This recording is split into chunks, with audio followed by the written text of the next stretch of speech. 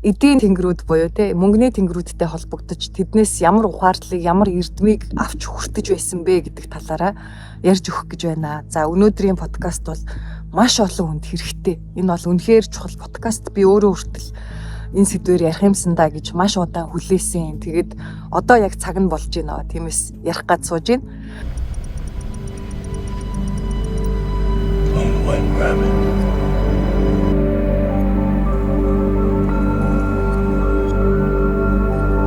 Ер нь бол энэ дэлхий дээр амьдарч байгаа бүх хүмүүс мөнгөтэй болохыг эд хөрөнгөөр элбэг хангалуун амьдрахыг хүсдэг, баяжхийг хүсдэг тийм үү?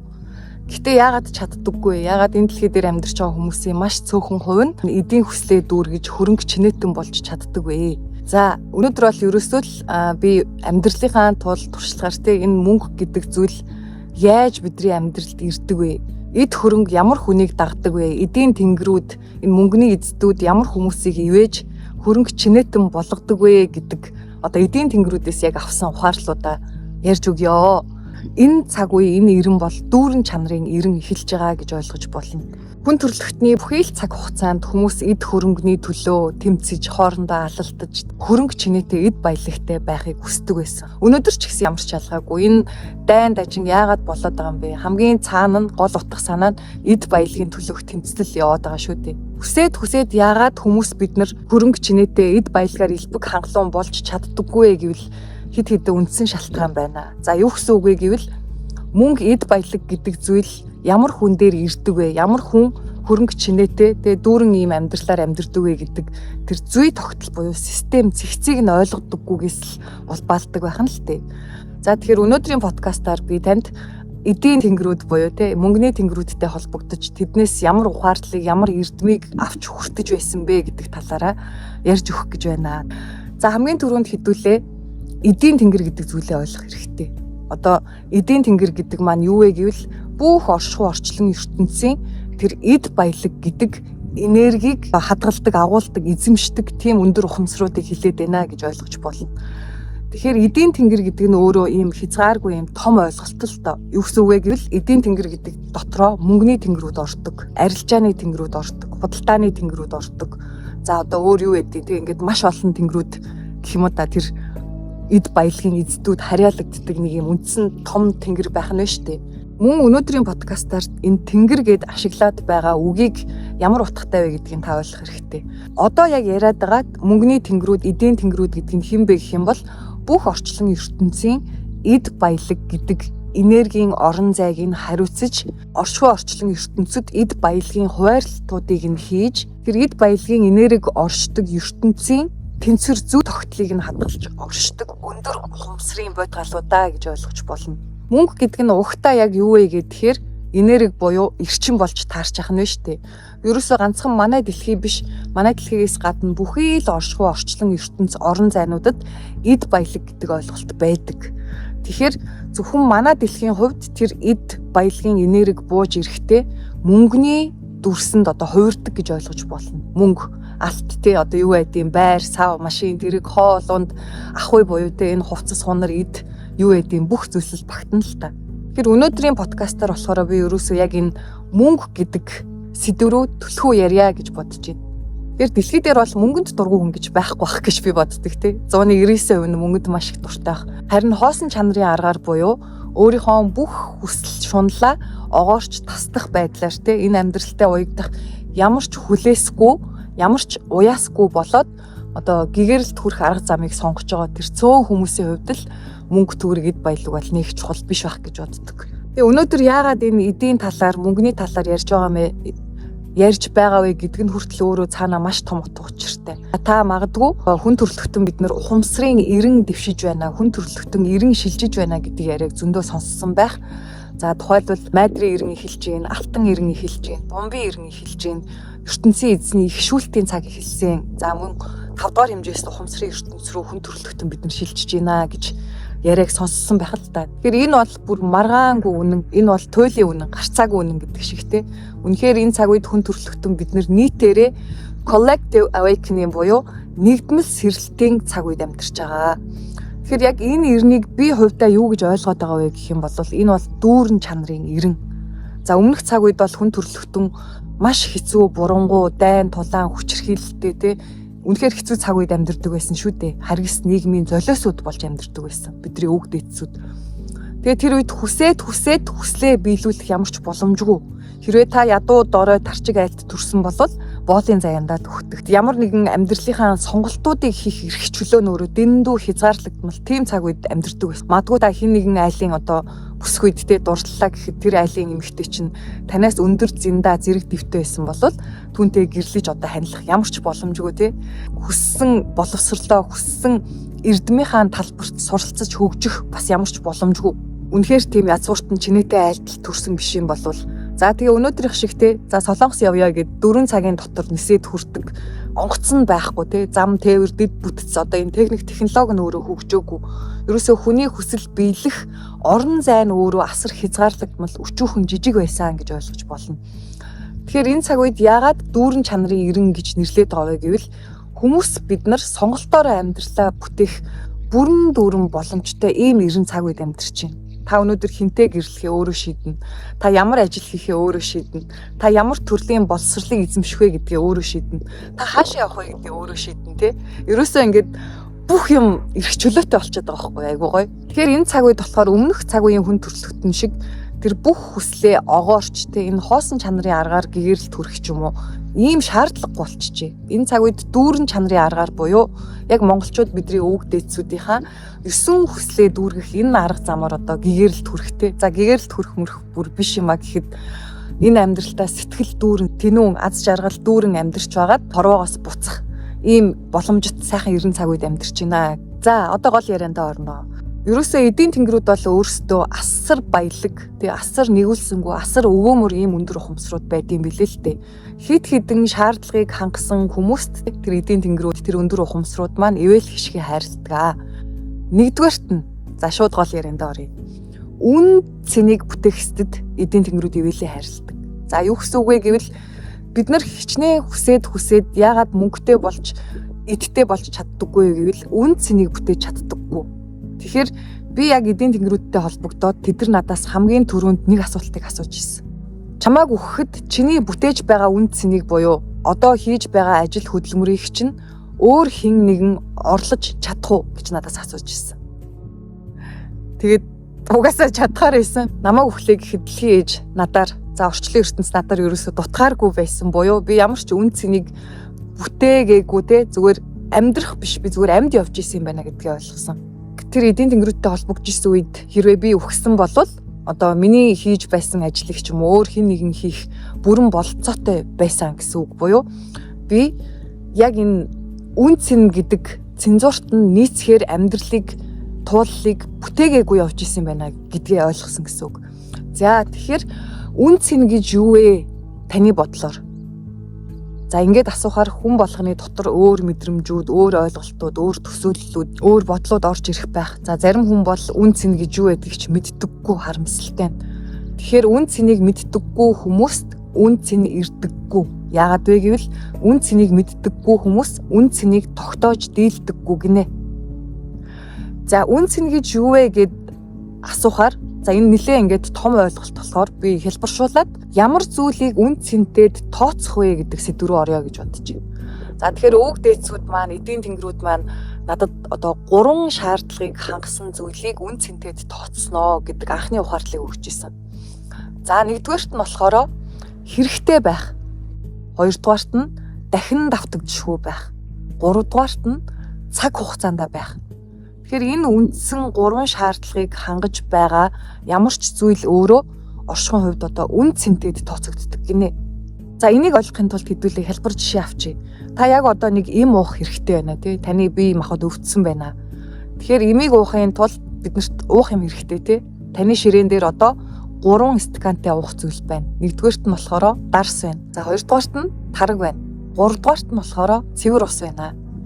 Тэгэхээр яг энэ эм уух мөчөд хамгийн түрүүнд яаж нөгөө хэрэгтэй байх гэдэг шаардлага тий. Тэгэхээр эм уухад танд ямар нэгэн уух зүйл хэрэгтэй байна да. За хоёрдугаарт нь болохоор дахин давтагдчихгүй байх гэж байгаа. Бид нэр эмийг юугаар даруулж уудаг вэ гэдэг бүгд мэдж байгаа штэ усаар. Тэгэхээр энэ усны дахин давтагдчихгүй одоо энэ чанарыг нь дарс болоод тарг хоёр хангаж чадахгүй байгаа даа тий. За 3 дугаарт нь болохоор хэрэгтэй байх гэсэн штэ. Тэгэхээр яг энэ ийм уух гэж байгаа цаг мөчид танд энэ ус хэрэгтэй байгаад байна штэ. Дарс биш, тарг биш. Тэгэхээр өвчнөө ангаах энэ имийг хүртэх үед танд хамгийн хэрэгтэй одоо үн цэнтэй уух зүйл нь ус болж таарч штэ тий. За ерөнхийдөө ингээд хамгийн энгийн зөөлөн хөнгөн жишээг авлаа. Ингэхээр яг миний өнөөдрийн ойлголтоор болвол би өөрийгөө хэдий чиний үн цэн бүтээж байгаагаа яаж мэдэх вэ гэвэл ганцхан асуултыг л асуучих юм байна. Миний хийж байгаа ажил хөдөлмөрийг, миний бүтээж байгаа үн цэнийг надаас өөр хүн хийж бүтээж чадах уу гэдгээр бидний амьдралын маань тэр үн цэн гэдэг зүйл одоо тодорхойлогдоод байна гэж бүдүүн баргаар ойлгож болох юм шиг. Та одоо тухайн ажлыг хийхээ боллоо гэхэд биш үү? Таны хийж байсан ажлыг хийж чадах хүн байхгүй, таны орон зайг чинь дүүргэж нөхөж чадах хүн байхгүй байна гэвэл харин та жинхэнэ үн цэнийг бүтээгээд явж байгаа үн цэнтэй хүн болж таарч байна. Тэгэхээр ерөөсөө бид нар амьдралдаа хэдий чинээний үн цэнийг бүтээж байгаа вэ? Төдий чинээндээ яг тохирохоор мөнгийг, эд баялагийг оршихугаас хүртдэг.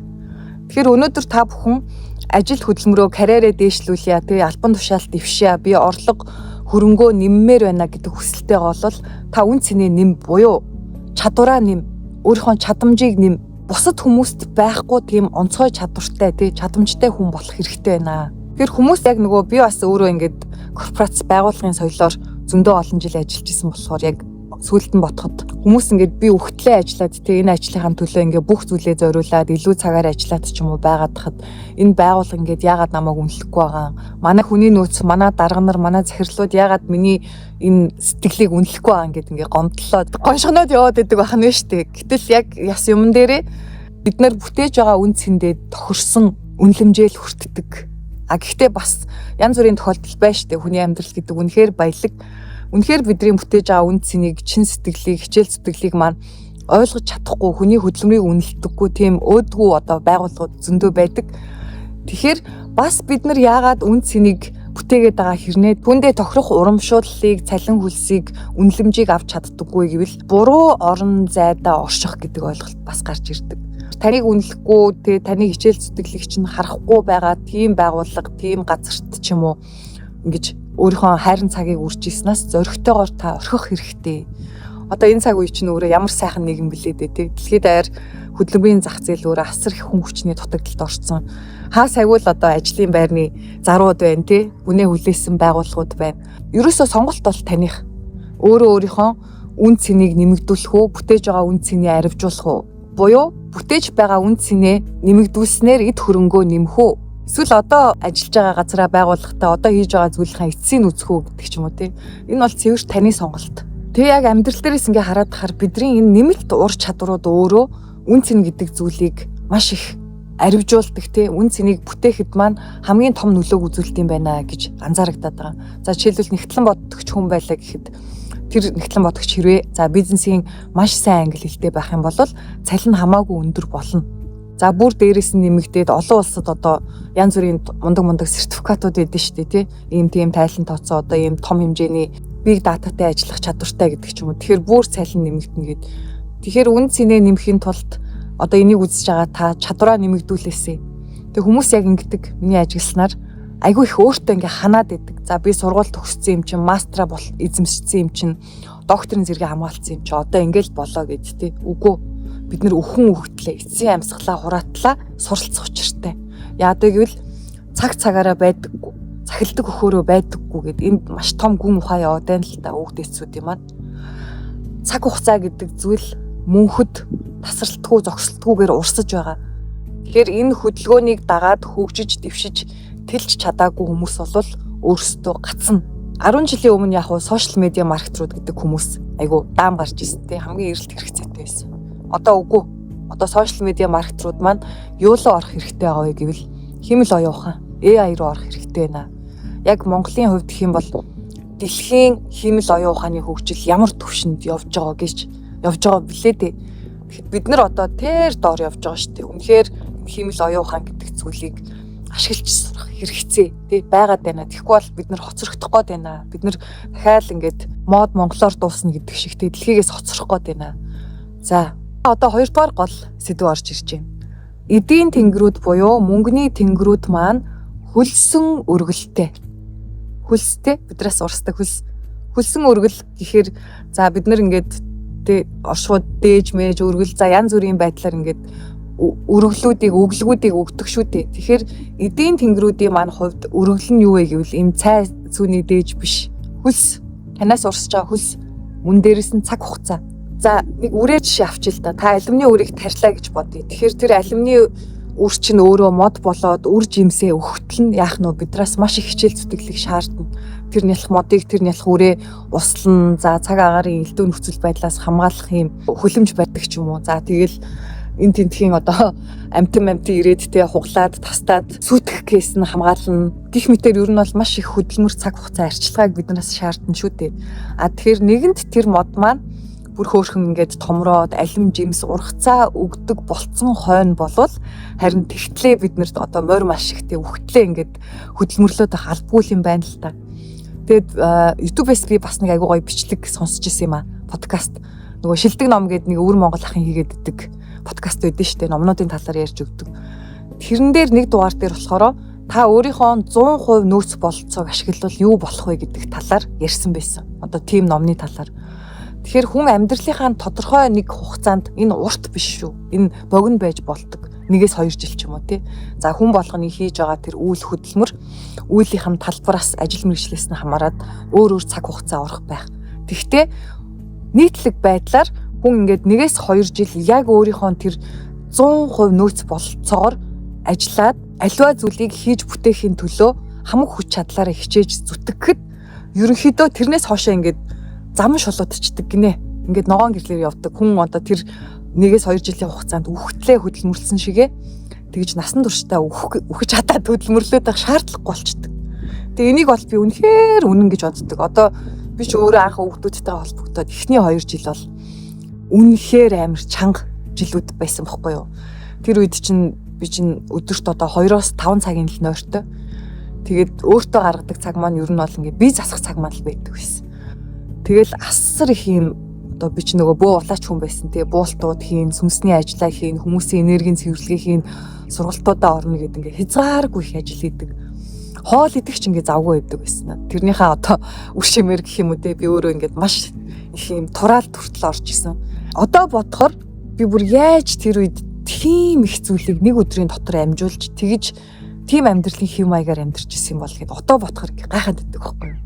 Тэгэхээр одоо л ерөөхдөө яг тэр цаг үеих шигээ ингэж тэгээ өдөрт 2-5 цагийн ойртой ингэж үхтлээ тий ажиллаж хөдөлмөрлөх гэдэг ч юм уу болсон. Одоо бол хамаагүй харьцангуй эрх чөлөөтэй тий бодож тунгаах, бясалгах, өөрийнхөө дуртай зүйлийг хийх юм цаг завтай болсон. Тэгэхээр хөлсөн өргөл гэдэг нь өөрөө яг юуг хэлээд байна гэвэл энэ ерөөсөө л хичээл зүтгэлийг хэлээд байгаа юм байна. Зөв шаргуу хөдөлмөр хичээл зүтгэл байхгүйгээр бид нар амжилтанд хөрөнгө чинэтэн эдтэн болно гэдэг ойлголт байхгүй. Яагаад гэвэл хэрвээ та яг энэ мөнгөний эдийн тэнгэрүүдийн чинь дүрэн багхгүй юу да. Одоо тийм хичээл зүтгэл цаг хугацаа тий маш их юм сэтгэл зүрхээ зориулж байгаа хийж байгаа зүйлдээ эдгээр зүйлсийг зориулж байгаа хүмүүсийг ивэнэ гэдэг юм дүрмтэй гэж ойлгож болно эдийн тэнгэрүүд. Тэгэхээр хичээл зүтгэлгүйгээр амар хялбар аргаар хөрөнгө мөнгөтэй болж байгаа хүмүүс болвол хатуу үннийг хэлэхэд ирээдүйн үр хоочсынхоо эдлэх буян хөрөнгөөр нь одоо та наргиж сингэж тоглож байгаа гэсэн үг. Таны үр хоочс ирээдүйн хүүхдүүд чинь эдээр хөрөнгөөр маш дутуу гуцуу ядуу дорой явна гэж ойлгож болно. Энэ нэг ингээд айлгаад ч юм уу тий сүрдүүлж шилж байгаа зүйл ерөөсөө биш. Би бол эдийн тэнгэрүүдээс авсан. Яг л тэр үнэн эрдмийг үнэн ухаарлуудаа дамжуулаад сууж байгаа. Тэгэхээр эдийн тэнгэрүүд бол өөрсдөө асар өгөөмөрт баялаг тий ийм шудраг ухамсарууд өндөр ухамсарууд байдаг гэдгийг хэлсэн шүү дээ. Шудраг бус зүйлд тэд нэр хамгийн дургу хамгийн их ирж ихшдэг. Тэгэхээр шудраг бус аргаар тэр энергийг цуглуулсан буюу тий эдтэй болсон хүмүүсийг бол оршихуйн маш хатуу хариуцлага нэхэл хүлээж байдаг. За тэгээ эдийн тэнгэрүүд маань бидрийг хөрөнгөтэй чинэтэн болгодог 3 дугаар үндсэн зүйл тогтол байна. Дүрм гэж бас хэлж болох юм тий. За энэ юу вэ гэвэл таны өгж байгаа үнцэн, таны хийж байгаа ажил хөдөлмөр, таны бүтээлүүд хэр олон амийг тэтгэж байгаа вэ? Буюу хэр олон хүнд тусалж байгаа вэ? Эдийн тэнгэрүүд өөрсдөө маш өгөөмөр юм өндөр ухамсаруудаа гэдэг. Тэгэхээр яаж юм Аль болох таны хийж бүтээж байгаа зүйлс олон хүнд тус дэмийг өгч, олон хүний тэр оршихуйд нь, олон хүний тэр алтан ам, олон хүний амьдрах үед нь үр ачиг, тусыг өгч байгаа вэ гэдгээр ер нь хэмжигднэ. Ивэлээ яаж өгөх вэ гэдгийг тэд нар шийддэг. За юу гэсэн үг вэ гэвэл хэдий чинээгээр олон хүнд та тус болно, төдий чинээгээрээ эдийн тэнгэрүүдээс баялагын эрчмийг хүртдэг гэж ойлгож болно. Тэгээд угаасаа бидний энэ шилжиж байгаа эрен чинь өөрөө бидийн эрен бохгүй юу? Өмнөх цаг үед хүн төрөлхтөн бие үзлээр л амьдэрдэг байсан, голчилж, масаараа. Тэгэхээр энэ бидний шилжиж байгаа шинэ эрен чинь бидийн эрен гэдэг нь ямар учиртай вэ гэвэл одоо бие үзлээр явах хүмүүс ер нь хол явахгүй. Би л баяжж ивэл болоо, би л сайхан байвал болоо, миний гэр бүл, миний үр хүүхэд сайхан байвал болоо гэдэг хүмүүстээр одоо гисгэлийн цаг эхэлж байгаа. Библиэлд гардаг ертөнцийн эзний шүүлтийн цаг. Ерөөсөө дан ганц өөрийнхөө хувийн эрх ашигын төлөө асар олон хүмүүсийн боломжийг хулгайлж, асар олон хүмүүсийг хохироож байгаа энэ хүмүүс бол ер нь хатуугаар хэлэхэд те энэ удам устна цэвэрлэгээний цаг гэдэг нь шүү дээ те. Тэгэхээр бидний энэ хүсээд байгаа, хүлээгээд байгаа, яриад байгаа алтан эрен, бомбын эрен, майдрын эрен лөө энэ цаг үед амьдарч байгаа хүн төрөлхтөн болгон орохгүй. Энд ер нь бол маш цөөн хүмүүс шигшигдэж, үлдэж орно. Деважимит эрен бий болно гэдэг байгаа шүү дээ. Тэгэхээр тэр деважимит эрэнд зөвхөн өөрөө өөрийнхөө төлөө амьдардаг, өөрөө өөрийнхөө төлөө бусдыг хохироход бэлэн байдаг ийм сэтгэхүйтэй, ийм одоо хүйтэн зүрх сэтгэлтэй хүмүүс өөрсдөө багтах боломжгүй. Тэгэхээр ойрын 8 үеийн дотор энэ удам өөрсдөө устна. За энийг би бас айлгаж хэлж байгаа юм биш шүү. Үннийг хэлж байгаа. Үнэн угаасаа хатуу тусдаг. За тэгэхээр эд хөрөнгөтэй болохыг хүсэж байгаа хүмүүс маань яах вэ гэвэл та зүрх сэтгэлдээ бусдыг тээх цаг нь болсон. Бусад хүмүүсийн төлөө хийж байгаа, бүтээж байгаа зүйлээ сайжруулах те бусад хүмүүст хор хохирол болохооргүй ийм бүтээлүүдийг одоо бүтээх тал дээр анхаарч эхэлнэ гэсэн үг байхгүй юу? Тэгэхээр энэ цаг үед бол ерөнхийдөө бүх бүтээлүүд те за бүтээл гэдэг нь юу хэлээд байгаа юм бэ гэвэл бүх зүйлийг хэлээд байгаа. Өнөөдөр одоо миний энэ сууж байгаа те энэ сандал, энэ ширээ энэ бол хин нэгний бүтээсэн бүтээл. За энэ ашиглаж байгаа бичлэгээ хийгээд сууж байгаа миний энэ микрофон, утас өмссөн хувцас, нүрээ бодсон будаг юу гэдгийг те бүх зүйл хин нэгний бүтээл. Өнөөдөр таны уугаад сууж байгаа цай чинь хин нэгний бүтээл. Цайгаа хийгээд ууж байгаа аяг чинь хин нэгний бүтээл. Чихэр чинь хин нэгний бүтээл. Чихрийн цаас чинь бас хин нэгний бүтээл гэдэг шиг. Тэгэхээр өмнөх цаг үед бол яг хүн төрөлхтөө өөрсдөө тэр би гэдэг үзэлтэй ухамсар дээр явж исэн. Тэгэхэд энэ одоо доод ухамсарынхаа төлөвөөр бас бидэнд суралцах зүйлс байсан учраас би сүртэй тий.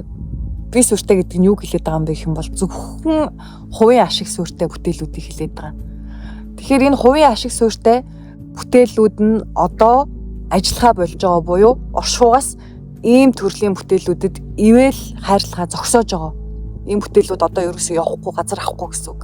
Жишээ авах юм бол өнөөдөр та СУ руу орлоо тий. СУ руу ороход СУ-гийн лангуун дээр байгаа хоол хүнс жануудад тэр бүх бүтээлүүдийн хэдэн хувь нь таны эрүүл мэндэд ашиг тустай вэ гэд бодоод үзье. За миний хувьд бол тэр бүтээгдэхүүнүүдийн 90% нь надад ямар ч ашиг тусгүй, надад ямар ч шимгүй хоол хүнсийн бүтээгдэхүүнүүд гэж боддог.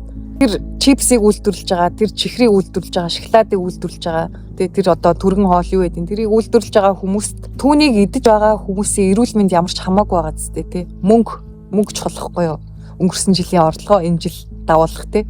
Бодулж байгаа бүтээгдэхүүнийхаа тоо хэмжээг нэмэгдүүлэх гэдэг. Түүнээс ч тэрийг идэж байгаа хүмүүсийн ходоод өвдөөд тий биед нь янз бүрийн харшил үүсээд ямар нэгэн эрүүл мэндийн асуудлууд үүсгэнэ үү гэдэг нь тэднэрт ямар ч хамаагүй. За тэгээ ер нь бол энэ богино хугацаанд бас болохгүй. Урт хугацаанд ер нь бол бие суурьтай бүтээлүүд бүгдээрээ энэ дэлхийгээс арчигдана байхгүй болно. Тэгэхээр яаж энэ бие суурьтай ашигтай суурьтай бүтээлүүд байхгүй болох вэ гэх юм бол бид суурьтай, хайр суурьтай бүтээлүүд нь эднэрийг угаасаа ажилгүй болгоно гэсэн үг байхгүй юу? Байхгүй болгоно. Хүний эрүүл мэндийг дэмждэг, хүний эрүүл мэндэд нэг сайхан үр нөлөө үзүүлэхгүй маа гэхэд ядаж хоргүй бүтээгдэхүүнүүдийг бид нар худалдаа авч сонголт их дуртай байдаг шүү дээ. Одоо энэ хандлага улам бүр нэмэгдэнэ.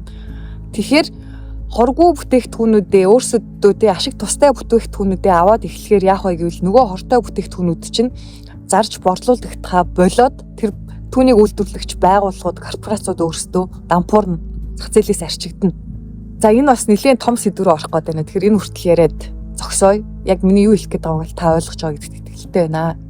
За дөрөвдүгээрт эдийн тэнгэрүүд ямар хүнийг ивэдэг вэ? За энэ бол бусдын амжилтанд талархагч. За саяхан яг энэ бид гэдэг сэтгэхүйтэй бас холбогдож орж ирж байгаа хгүй. Ерөнхийдөө монголчуудыг ингээд ярьдэн штэ тий. Муу сайн баячуудын хүүхдүүд энэ төр гэлтэй. Тэгэхээр энэ яг цаана юу яваад байгааг гэвэл тэр мөнгөтэй хүмүүсийг хараад дургуун хүрээд байна гэсэн үг байхгүй юу да. Атаархаад байна, шүүмжлээд байна тий. Яг үнэндээ хэдийгээр өнөөдөр дэлхийд даяар тий Монголын нийгэмд ч юм уу буруу аргаар хөрөнгөчсөн, чинээчсэн хүмүүс байгаа боловч өөрийнхөө өстө цэвэр ариун хөдөлмөрөөрөө бор зүрхээрээ үдээ зэрэгтэй амьдралыг бүтээсэн босгосон хүмүүс зөндөө байгаа байхгүй юу. Гэтэл тэр хүмүүс юуг даван туулж, юуг золиослож тэр амжилтанд хүрч тэр хөрөнгө чинийг босгосныг мэдэхгүй ажиж ингээд нийтээрнтэй муу сайн баячууд ингэж л байдیں۔ Гэх мэтээр ингээд доромжлоод, шүүмжлээд байгаа нь өөрөө одоо тухайн хүнд асар том мөнгөний блок байна. Эдийн тэнгэрийн ивэлийн хязгаар байна гэж ойлгож болно. Тэгэхээр бид нар хийж бүтээж байгаа хөрөнгө чинээтэй байгаа хүмүүсийн тэр амжилтанд нь алга ташаад бүр хөөрөөд баярлахгүй маа гэхэд тэр хүмүүсийг буруугаар бодож дорд үзэж тэр хүний талаар юу ч мэдэхгүй ажиж шүүмж яриха ингэж болох хэрэгтэй юм шиг байгаа. Эдийн тэнгэрүүд асар нэгүүлсэнгүү гэж түрүү хэлсэн штэ. Зүрхэндээ хайртайсан хүмүүсийг ивэдэг. Тэгэхээр бусдын амжилтанд бусдын өнгөтэй өөдтэй явж байгаад талархаж чаддаггүй хүмүүсийг тэд нар ивэх маш дургүй байдаг. Тэгээ ер нь бол атаархлын яг гүнд нь юу явж идэг вэ гэхээр хүний өөртөө ууралсан уур явж идэм билээ л дээ. Ямар төрлийн уур вэ гэх юм бол өөрийнхөө нөөц бололцоог бүрэн дүрэн ашиглаж чадаагүй. Өөрийнхөө бүтээж чадах үн цэнийг бүтээж чадаагүй дээ. Өөрийнхөө залхуугаа ялан дийлж чадаагүй, хичээд зүтгэж хөдөлмөрлөж чадаагүй дээ. Хүний өөртөө ууралсан уур бусад руу буюу гадагшаа гарахтаа атаа хорсол болж гардаг юм билээ л дээ. Тэгэхээр атаархагч хүмүүс яг үнэндээ хэн болж таарч байна. Өөртөө дургу, өөртөө уурлаж явдаг хүмүүс. Тэгээ монголчууд яг нөгөө нийтээрээ үзий ядаад байдаг гэх юм уу те. За нийтээрээ бүгд биш л дээ. Ерөнхийдөө масаараа үзий ядаад байдаг нэг хүн байдгаа. За би бол хувьдаа тэр хүнийг маш их хүндэтгдэг. Хийж байгаа бүх үйл хэргийг дэмждэг. Төөгөө 116 гэдэг залуу. Тэгээ төөгөөгийн ярьж байгаа зүйлсийг хүмүүс ингээд маш өнгөн талаар нь буюу шинж чанараар нь хараад байдаг. Номыг хавцаар нь дүгнээд байдаг. Төөгөөгийн яриад байгаа зүйлсийн яг мөн чанарт нь, амин чанарт нь юу явж идэг вэ гэвэл ерөөсөө л монголчуудаа, залуучуудаа хэдүүлээ дэлхийд гарья. Дэлхийд гарч дэлхийн залуучуудаа өрсөлдөхийн тулд яах ёстой юм бэ? Та тэр дэлхийн залуучуудаа өрсөлдөх хэмжээндээ очиотгооч. Та гадаад хэл сураатгаач. Та боловсралтай болоотгооч. Та чадвартай болоотгооч. Та өглөө болгон залхуугаа ялан дийлээд эрт босоод дасгал хөдөлгөөн хийгээд те эрүүл чирэг хүн болоотгооч гэдэг ийм л амин чанарыг яриад байдаг байхгүй юу. Тэгээ тэнгууд хүмүүс яг энэ LA, Нью-Йорк, Lamborghini те ийм машин тэргийн юмнууд яриад байна гэдэг өнгөн талаар нь хараад шүүмжлээд байдаг. Одоо манайхаа тэгээ залуучуудаа жоохон ухаалаг хэрсүү байвал яад юм бэ те. Энэ шинж чанар гадаад нэг ийм өнгөн талд хууртахаа болиул яад юм бэ. Ийм сохор байхаа болио хэдүүлээ. Юмыг мөн чанар руу, амин чанар руу хардаг ийм нүдэ нээцгээе тэхүү. Хин юу гэж хэлж гин үү биш. Энэ хүн энэ яриагаараа энэ үйлдэлээрээ юуг хэлхийг, юуг ойлгуулахыг хичээгээд байгаа юм бэ гэдэг яг тэр жоохон гүн рүү нь харж эхэлдэг болчвол манай залуучууд бол айгүй хурдан хөгжих хаа гэж боддөө штеп. Тэгэхээр төөгөө чи угаасаа өөрөө эдийн тэнгэрийн ивэлтэй тийм хүн юм бэлээ л дээ. За яна уучлаарай би одоо төөгөөгийн бас тэ нөгөө хувийн нууцын дэлгэч үү яач уу гэдэг шиг. Тэгээ би ч өөрөө нөгөө хүмүүстэй ингээд уулзахаараа боддороо уулзахаараа эрчим хэм энергийг нь мэдрээд энэ хүн ийм хүн байна да гэд ингээд ерөнхийдөө мэдрээд харчдаг байхгүй юу. Тэгээд 2 жилийн өмнө нөгөө төөгөөгийн цохон байгуулж исэн байлид болсон тэр айгуу гой нөгөө ивент болж исэн. Манай мундаг залуучууд тогтууд ингээд цугларч исэн. Тэрэнд яг явж исэн болохоор төөгөөгийн эрчим хэмийг нь ерөнхийдөө мэдэрсэн байхгүй юу. Тэгэхээр төөгөө бол эдийн тэнгэрийн ивэлтэй олон хүмүүсийг баяжуулах, санхүүгийн эрх чөлөөнд хүргэх ийм сүнсний үүрэг даалгавартай ирсэн хүн. Өөрөө одоо энийгээ мэддэг байх гэж бодож байна. За тэгээд зөвшөөрлөхгүй жишээ аваад ярьсан дуучлаарай хэрвээ төөгөө сонсох юм бол. Тэгэхээр төөгөө маань бол яаж вэ? Яг энэ дэлхий дээр ирсэн амьдралынхаа үүрэг даалгавар зорилгыг биелүүлээд яваад байгаа буюу ухамсаран сэрсэн хүн гэж ойлгож болно. За сүнсний сэрэлт, ухамсарын сэрэлт гэж хүрэх зорилго нь нэг боловч одоо хоёр өөр замаар яваад нэг зорилгод хүрээд байгаа юм л та. Тэгэхээр ухамсарын сэрэлт, сүнсний сэрэлт гэдэг хоёр үйл явц маань арай жоохон өөр үйл явц. Гэхдээ хүрх цэг нь нэг. Тэгээ өнөөдөр миний яг харж байгаагаар монголчууд бидний дунд маань энэ ухамсарын сэрэлт хүчтэй явагдсан. Яг энэ амьдралд ирсэн үүрэг даалгавар зорилгоо биелүүлээд явж байгаа хүмүүсийн хамгийн тод жишээнүүд гэх юм бол Идрот Ариун Аах байна. За Идрот Ариун Аах бас яг адилхан эдийн тэнгэрийн ивэлтэй. Бусдыг баяжуулах, бусдыг одоо энэ эдийн тэнгэрийн ивэлд оруулах тийм амьдралын үүрэг даалгавартай ирсэн сүнс. За дараа нь сая ярьсан Төөгөө байна. За дараа нь дуучин Тандарзи байна. Кид болт 93 гээд брендийн үүсгэн байгуулагч Нима гэдэг охин байна тий. За ингээд маш олон хүмүүс өөрөө өөрсдийнхөө яг ажлыг хийгээд энэ сэрэлт нь гоё явагдаад яг ингээд зөв замналаараа явж байгаа хүмүүс зөндөө олон байдаг. Би сая зүгээр маш цөөн хүмүүсээр жишээ татаад ярьж байгаа. За өөрийнхөө юмыг бас ярихгүй болохгүй. Нөгөө энэ 7 хоногийн сүүлээр сургалт маань эхэлнэ. Сүнсний сэрэлт, ухамсарын сэрэлт гээд 7 хоногийн онлайн сургалт маань эхэлнэ. Facebook, Instagram-ийн маань хаяг руу тий оршин шивнэгээд бичээд илүү дэлгэрэнгүй мэдээлэл аваад бүртгэлээ хийлгээд суугаарэ. Тэгээд ер нь бол бүх сургалтуудад маань хязгаар тоо гэж байдаг. Хязгаар тогтоодог. Яадаг гэвэл сургалтынхаа чанарыг хадгалах үүднээс олон хүмүүсийг бол авдаггүй. Цөөн хүмүүсээр сургалтынхаа лимит хязгаарыг тогтоодог. За тэгээд сургалт маань бол ер нь одоо хөтөлбөргүй явдаг болсон. Би ч өөрөө нөгөө дамжуулагч чигээ сууж идэг гэдтэй оршихуй. Тэгэхээр хөтөлбөргүй гэхээр юу гэсэн үг вэ гэвэл тухайн сургалтанд орж ирж байгаа хүмүүсийн өвөг дээдсүүд нь үр хүүхэдтэй яг юуг мэдүүлэхийг ямар эрдэм өгөхийг хүсэж байгаа вэ гэд тий. Яг энд одоо цагт гэдэг дүрмээр сургалт маань явагддаг. За хамгийн сүүлд өнөөдөр ярих 5 дугаар шалтгаан тий эдийн тэнгэрүүд ямар хүнийг ивэдэг вэ гэд. За энэ бол эдийн тэнгэрүүд өөрсдийг нь үнэлдэг, хайрладаг, хүндэтгдэг эд баялаг гэдэг зүйлийн үн цэнийг нь мэддэг хүмүүсийг ивэх бүр асар дуртай байдаг. Яадаг гэвэл бүхий орчлон ертөнцийн өөрсдийнх нь тогтолцоо, үндсэн тогтолцоо юу вэ гэвэл хайр, хүндэтгэл. Тэгэхээр мөнгийг хайрладаггүй, мөнгөний үн цэнийг мэддэггүй, эд баялаг мөнгө төгрөг гэдэг зүйл амьдралыг нь яаж одоо дүүрэн дэлгэр болгож хүсэл мөрөөдлийг нь биелүүлж, цэнгэл таашаалыг өгж, үн цэнийг бүтээдэг вэ гэдэг тэр эдийн мөнгөний үн цэнийг ач холбогдлыг нь мэддэггүй хүмүүст бол очихгүй. Тэгэхээр та мөнгөтэй болохыг хүсэж ивэл эдийн тэнгэрүүдэд ивэхтгийг хүсэж ивэл мөнгөний талаар бодож тунгаах хэрэгтэй. Хэрвээ энэ мөнгө надад ирэх юм бол би эхнэр хүүхдүүдтэйгээ гоё аялаад хамтдаа тэр аз жаргалтай дурсамжийг бүтээгээд ямар гоё вэ? Миний одоогийн ашиг орлого нэмэгдвэл би ажилчдынхаа цалингийг бүр хангалттай тавиад нэмээд энэ олон хүмүүсийн амьдралыг өргөөд тэтгээд явна гэдэг ямар гоё вэ? Хэрвээ би мөнгөтэй илүү орлоготой бол үр хүүхдүүдтэй амттай, сайхан чанартай хоол ундыг нь авч өгөөд ямар гоё вэ? Хэрвээ би эд баялагтай бол энэ олон ядарсан зүдэрсэн хүмүүст туслаад амьдарч байгаа нийгмийн улс орноо өнгөтэй өдтэй сайн сайхан болгохын тулд өөрийн хувь нэмрээ оруулж чаддаг бол ямар гоё вэ гэх мэтэр энэ эдийн мөнгөний тэр хамгийн сайхан давуу талыг үн цэнийг нь та маш сайн бодож тунгааж мөнгийг хайрлах ухаанд суралцах хэрэгтэй. За тэгээд монголчууд бид нар бол угаасаа маш чинэлэг арт түмэн юм билээ. Тэгэхээр яг өвөг дээдсүүдийн маань хөх өвгдийн маань монголчуудын үндэсний маань эдийн тухай, баялагын тухай ухаан юу вэ гэвэл 9 хүслийн гүн ухаантай шууд холбогдож орж ирдэг. Эзэн Чингис хааны маань бие засаад гэрээ засаад төрөө зас гэдэг алдартай ишлэл байна да тий. Алдартай энэ ухаан байна. Яг энэ эзэн Чингис хааны маань хэлсэн бие зас гэдэгт нь 9 хүслийн маань эхний 3 хүсэл орж ирдэг. Эрүүл энхийн хүсэл, эдийн хүсэл, боловсролын хүсэл гэдэг. Тэгэхээр энэ 3 хүслээ дүүргэсэн хүмүүсийг монголчууд бид нар бие зассан хүн гэж тооцдог. Дараа нь гэрээ зас гэдэг. За гэрээ засахын 3 багц хүсэлт нь андын хүсэл орж ирдэг. Анд нөхөргүй, хамт олонгүй, дэмжиж туслах хүнгүй тий ганцаараа бид нар хаа хүрхвтэй хүн гэдэг угаасаа сүргийн амт. За 2 дугаарт нь ханы хүсэл, 3 дугаарт нь үрийн хүсэл гэдэг. За энэ андын хүсэл, ханы хүсэл, үрийн хүслээ дүүргэсэн хүнийг монголчууд бид нар энэ бол гэрээ зассан хүн байна гэж тооцдог байжээ. За 3 дугаарт нь төрөө застэй.